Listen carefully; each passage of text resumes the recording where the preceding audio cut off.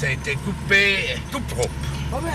Les mamelles, les oreilles, la langue, Hugo Zeugin a perdu ainsi plusieurs bêtes.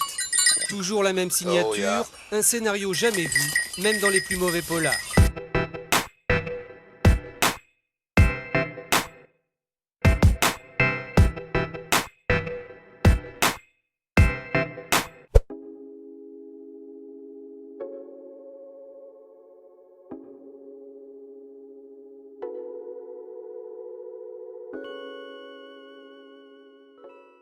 Comme le nez au milieu de la figure, il manque ce quelque chose sans quoi une vache n'est plus une vache. Un toupet de poils et de moelle épinière, cible privilégiée d'un mystérieux serial trancheur. Une histoire évidemment sans queue ni tête, qui court maintenant de ferme en ferme.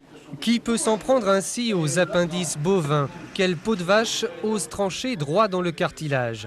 À Vercelles, chacun rumine sa réponse. Quant au vétérinaire, il coupe court aux rumeurs. C'est vraiment très net. Il faudrait même avec un couteau à dents, on ne pourrait pas le faire. C'est vraiment quelque chose de très tranchant. Les gendarmes devront remonter la pente d'une enquête difficile puisqu'une dizaine de vaches ont été mutilées. Personne, pour l'instant, ne semble capable d'avancer la queue d'une explication. La famille Bibert est en deuil. Quelqu'un, c'est sûr, s'en est pris à leurs vaches dans la nuit de vendredi à samedi. Il ne s'agit pas d'un accident, le vétérinaire ainsi que les gendarmes l'ont constaté sur place. 8 vaches ont eu l'abdomen entaillé profondément avec un objet coupant. L'une d'elles en est morte encore cette nuit, d'autres ont dû être achevées afin d'abréger leur souffrance. Pour les éleveurs, c'est un cauchemar quotidien. La psychose s'est installée dans les alpages, aussi sûrement que la peur du loup, autrefois. Nous ne savons pas encore qui a fait ça. En Suisse, comme ici, à Risdorf, un petit village de la banlieue de Bâle, plusieurs cas ont été signalés. C'est à présent une véritable psychose qui s'est installée. Comment se protéger de ce tortionnaire aux motivations inconnues et qui sera très difficile à identifier? Je viens voir ce qu'on a fait l'homme. C'est terrible, parce qu'on ne doit pas faire des choses comme ça. Mamie Marion, la doyenne du quartier, n'en revient pas. Entre lundi matin et mardi matin, Pacha du Trégor, le superbe étalon arabe de ses amis, a été mis à mort. Les yeux crevés, l'oreille qui a été coupée, et puis les testicules et le sexe qui a été coupé aussi. Je n'ai pas compris quoi. Qu'est-ce qui se passait? Qu'est-ce qui est arrivé à mon cheval? Une autopsie sera pratiquée dans les jours prochains.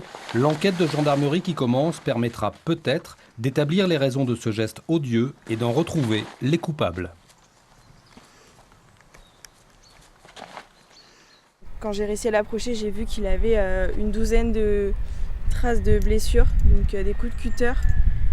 Il avait sur les épaules, les flancs, le thorax. Il avait des coupures qui faisaient jusqu'à 30 cm. On n'a jamais eu de problème, ni avec l'entourage, ni avec les voisins, ni quoi que ce soit. On ne comprend pas ce qui s'est passé. Il était assez menaçant dès qu'on s'approchait de ses blessures. Et c'est vraiment son comportement qui fait dire que il s'est pas blessé tout seul. Et le fait aussi d'avoir trouvé donc 2 personnes dans le pré qui se sont enfuies en courant quand je suis arrivée.